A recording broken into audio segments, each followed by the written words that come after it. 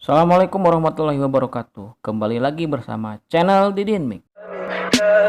Tell me pretty lies, look me in the face.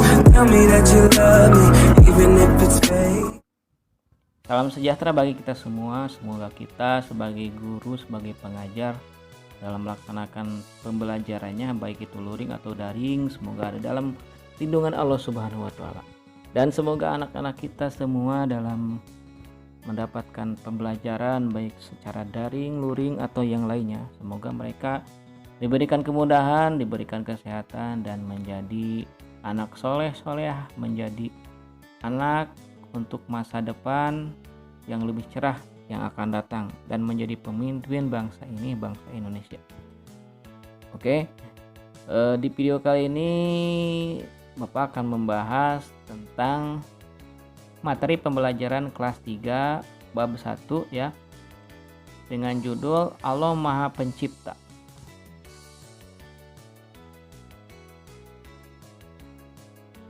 Tahukah kamu? Coba kita perhatikan gambar di bawah ini. Nah, di situ ditunjukkan dengan anak panah. Nah, kalau kita lihat di gambar berikut ini, akan timbul pertanyaan. Nah, tahukah kamu nama-nama anggota tubuh yang ditunjukkan anak panah? Tentu kita bisa menjawab ya. Semua orang pasti tahu. Ada mata, ada telinga, ada hidung, ada mulut, ada kaki, ada tangan. Terus pertanyaan lagi, siapakah yang menciptakan anggota tubuh manusia? Pasti jawabannya Allah. Apa fungsi dari anggota tubuh tersebut? Pasti kita sudah tahu. Mata untuk melihat, tangan untuk meraba, kaki untuk berjalan, hidung untuk menghirup udara, mulut untuk mengunyah, telinga mendengar, rambut dan lain sebagainya. Kita lanjut. Nah, apabila ada gambar, coba perhatikan gambar ini ya. Apa yang tersirat dalam benak kita tentang gambar tersebut? Nah, ini menunjukkan gambar suku-suku yang ada di Indonesia ya, suku bangsa yang ada di Indonesia. Nah, manusia diciptakan di muka bumi berbeda-beda. Ada yang berwarna kulit hitam, ada yang putih dan lainnya. Ada perbedaan jenis kelamin, ada perbedaan suku bangsa dan budaya. Dalam surat Al-Hujurat ayat 13 menjelaskan bahwasanya Allah menciptakan manusia berpasang-pasangan. Ada laki-laki dan perempuan. Kenapa demikian? Karena manusia diciptakan itu Allah bertujuan untuk apa? Tentang perbedaan tersebut. Nah, karena Allah itu supaya manusia itu saling mengenal, saling mengetahui antara yang satu dengan yang lain, walaupun diciptakan dengan berbeda-beda. Nah, saling mengenal, saling mengasihi. Kemudian manusia itu tidak diukur dari keturunan atau kekayaannya. Allah melihat manusia itu bukan dari kaya, atau dia miskin, atau dia golongan apa, atau dia suku apa, atau dia berwajahkan apa, tetapi Allah yang dilihat yaitu oleh Allah itu melainkan diukur dari ketakwaannya kepada Allah Subhanahu wa taala. Kita lanjut materi selanjutnya. Nah, tentang Allah Maha Pencipta. Mengetahui keesaan Allah yang Maha Pencipta. Nah, Allah adalah Tuhan yang Maha Esa. Kalau mendengar kata Esa, Esa itu apa? Esa itu satu. Satu itu tunggal. Jika ada pertanyaan, Allah Maha Tunggal, artinya Allah itu satu. Tiada Tuhan selain Allah. Dialah Tuhan penguasa seluruh alam yang wajib diimani dan disembah. Allah memiliki Asmaul Husna Al-Khaliq, yang artinya Maha Pencipta. Nah, Allah itu satu, tetapi mempunyai banyak-banyak nama yang terangkum dalam Asmaul Husna, nama-nama Allah yang baik. Jumlahnya ada 99 Asmaul Husna. Di antaranya ini Al-Khaliq, Maha Pencipta. Nah, Allah menciptakan seluruh makhluk yang ada di alam semesta ini. Menciptakan binatang, matahari, planet, bulan, bumi, dan lainnya ya. Hewan, tumbuhan, laut. Dan itu semua diciptakan oleh Allah Subhanahu wa Ta'ala. Nah, bagaimana tentang penciptaan alam semesta oleh Allah? Alam semesta beserta isinya merupakan tanda-tanda kebesaran dan keagungan Allah Subhanahu wa Ta'ala. Penciptaan alam semesta dijelaskan dalam Al-Quran surat As-Sajdah ayat 4. A'udzu billahi minasyaitonir rajim. Bismillahirrahmanirrahim. Allahul ladzi khalaqas samawati wal arda wa ma bainahuma fi sittati ayyamin summa istawa 'alal 'arsy. Ma lakum min dunihi min waliyyin wa la syafi' afala tatanakkarun.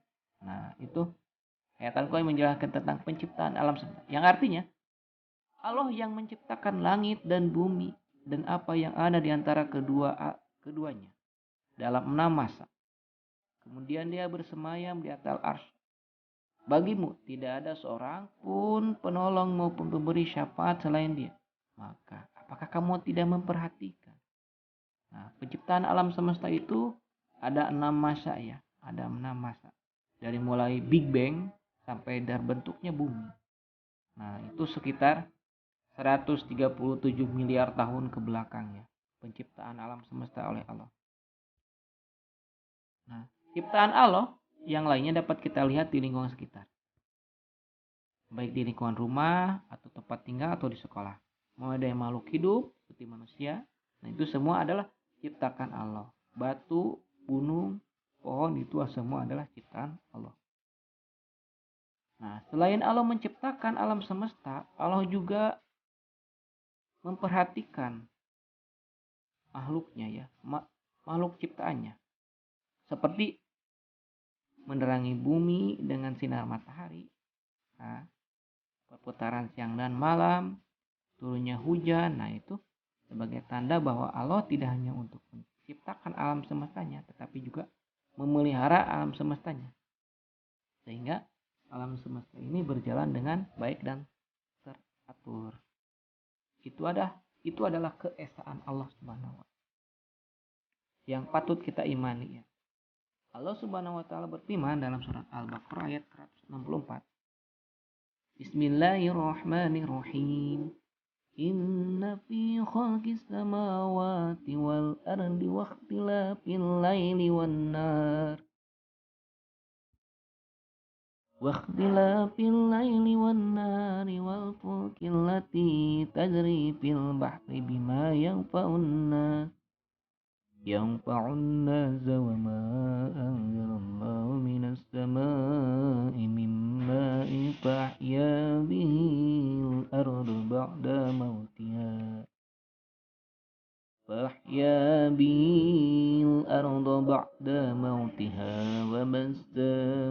وبث فيها من كل دابة وتصرف الرياح والسحاب المسخر بين السماء والأرض لآيات لقوم يعقلون. Yang artinya, sesungguhnya pada penciptaan langit dan bumi, pergantian malam dan siang, kapal yang berlayar di laut dengan lautan yang bermanfaat bagi manusia.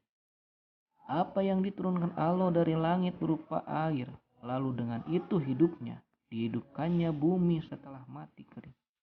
Dan dia telah tebarkan di dalamnya bermacam-macam binatang dan perkisaran angin dan awan yang dikendalikan antara langit dan bumi. Semua itu sungguh merupakan tanda-tanda kebesaran Allah bagi orang-orang yang mengerti. Nah, ini menjelaskan bahwa penciptaan mulai dari kering, kerontang, Allah menyuburkan alam semesta. Sekarang lanjut tentang tadi tentang penciptaan alam semesta. Yang sekarang penciptaan manusia. Jika tidak ada pertanyaan, contoh penciptaan Allah penciptaan alam semesta oleh Allah.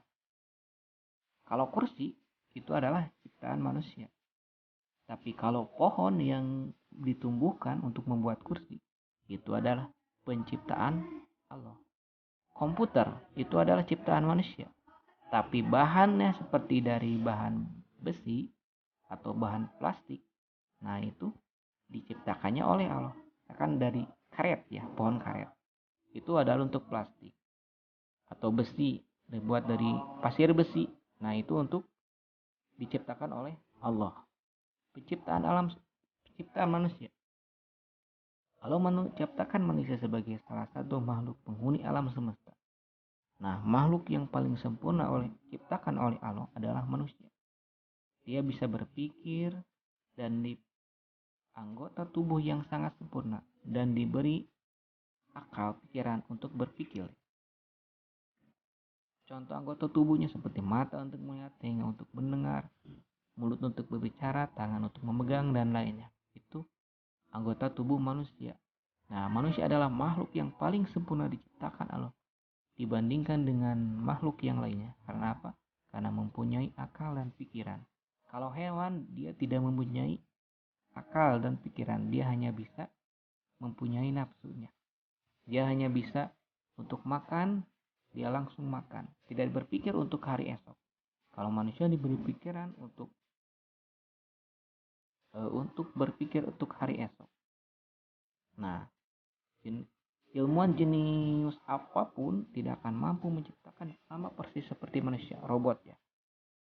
Nah, bukti bahwa itu adalah kekuasaan Allah yang patut kita imani. Allah Subhanahu wa taala berfirman dalam surat Al-Mu'minun ayat 12 sampai 14. Bismillahirrahmanirrahim. وَلَقَدْ خَلَقْنَا الْإِنسَانَ مِنْ سُلَالَةٍ مِنْ طِينٍ ثُمَّ جَعَلْنَاهُ نُطْفَةً فِي قَرَارٍ مَكِينٍ ثُمَّ خَلَقْنَا النُّطْفَةَ عَلَقَةً فَخَلَقْنَا الْعَلَقَةَ مُضْغَةً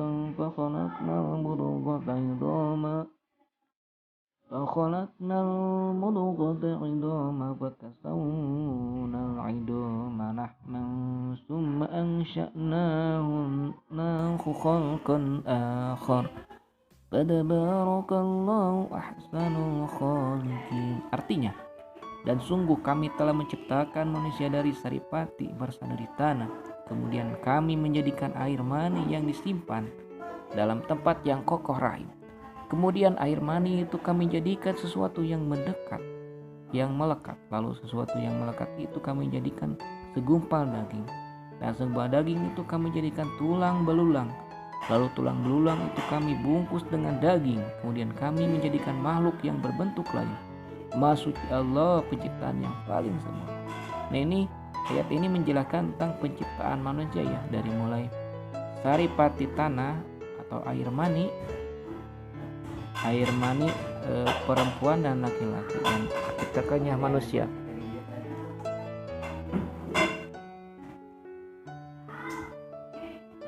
Allah juga menciptakan manusia berbeda-beda. Ada perbedaan jenis kelamin perempuan dan laki-laki, perbedaan suku, bangsa, dan budaya dengan tujuan untuk saling mengenal dan menolong. Sebagaimana dalam firman Allah Subhanahu wa taala. Bismillahirrahmanirrahim. Ya ayyuhan nasu inna khalaqnakum min dzakarin wa unsa wa ja'alnakum syu'uban wa qabaila lita'arafu inna akramakum 'indallahi atqakum innallaha 'alimun khabir.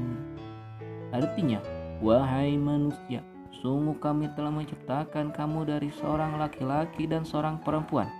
Kemudian kami jadikan kamu berbangsa-bangsa dan bersuku-suku agar kamu saling mengenal.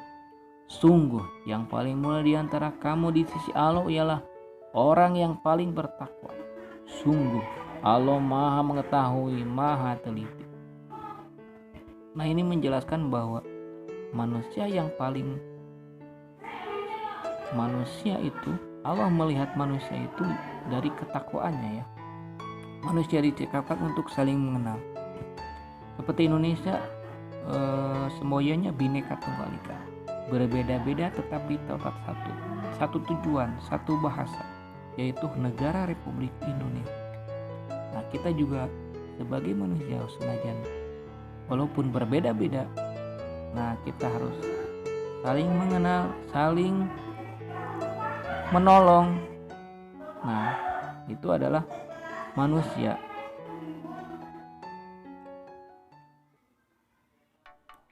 Mengamati ciptaan Allah. Nah, kita sekarang harus mengamati ciptaan Allah. Di lingkungan kita banyak sekali ciptaan-ciptaan Allah, baik itu ciptaan yang gaib atau yang nyata, terlihat oleh kasat atau yang terlihat oleh mata. Semua yang ada di alam semesta ini adalah ciptaan Allah. Dialah yang menciptakan makhluk yang dapat dilihat dengan mata dan tidak dapat dilihat dengan mata. Manusia sebagai makhluknya yang sempurna diberi akal pikiran oleh Allah. Sudah layak manusia menggunakan akal dan pikiran untuk mengamati dan memikirkan penciptaan Allah yang ada di alam semesta ini. Mulai dari apa yang terdapat dalam diri kita, seperti anggota tubuh, makhluk di sekitar kita, seperti hewan dan tumbuhan, hingga keberadaan alam gaib seperti alam rahim. Nah, kita harus amati. Dengan mengamati semua makhluk ciptaan Allah, kita akan mengetahui betapa hebatnya keagungan dan kebesaran Allah sebagai Sang Pencipta. Semua hal tersebut akan timbul dalam hati kita, keimanan untuk meyakini Allah sebagai Tuhan kita, manusia, dan seluruh makhluk yang ada di langit dan di bumi. Manusia juga harus menggunakan akal pikiran dan tubuhnya untuk kebaikan dirinya sendiri dan orang lain. Nah, kita sebagai manusia harus memaksimalkan kesempurnaan tubuh kita untuk saling menolong, saling mengasihi, saling memberikan kesejahteraan untuk yang lainnya, melindungi alam semesta, menjaga alam semesta, menjaga lingkungan kita. Tanam pohon. Nah, kalau kita ditanam pohon itu akan mencegah banjir. Bersihkan rumput di halaman. Kalau kita bersihkan, itu akan memberikan keindahan kepada rumah kita. Nah, kita sebagai siswa-siswi SD dan MI, kita harus menggunakan kesempurnaan tubuh kita untuk menjaga lingkungan, membantu ayah ibu, menolong sesama, menolong teman yang kesusahan. Nah, ini ada pertanyaan ya. Silakan kepada siswa siswi untuk diisi sebagai bahan latihan dari pembahasan materi Allah Maha Pencipta.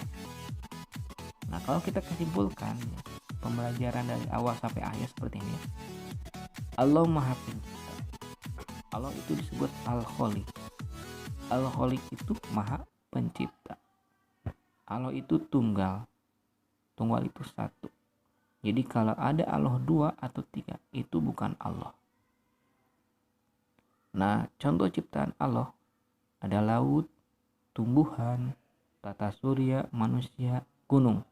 Itu adalah alam semesta, penciptaan alam semesta. Manusia memiliki organ tubuh, panca indera, dan akal. Nah, manusia itu adalah ciptaan Allah yang paling sempurna. Allah menciptakan manusia berbeda-beda. Ada jenis kelamin perempuan, laki-laki, bangsa dan budaya dengan berbeda-beda, dan bahasanya juga berbeda-beda. Nah, itu Allah ciptakan berbeda-beda untuk saling mengenal, saling mengasihi, saling melindungi sesama, dan saling menjaga. Demikian pembahasan materi pembelajaran PAI kelas 3 bab 1 tentang Allah Maha Pencipta. Semoga bermanfaat. Mohon maaf apabila ada kesalahan dalam penjelasan atau kata-kata atau pembacaan dalam pembacaan ayat suci Al-Quran.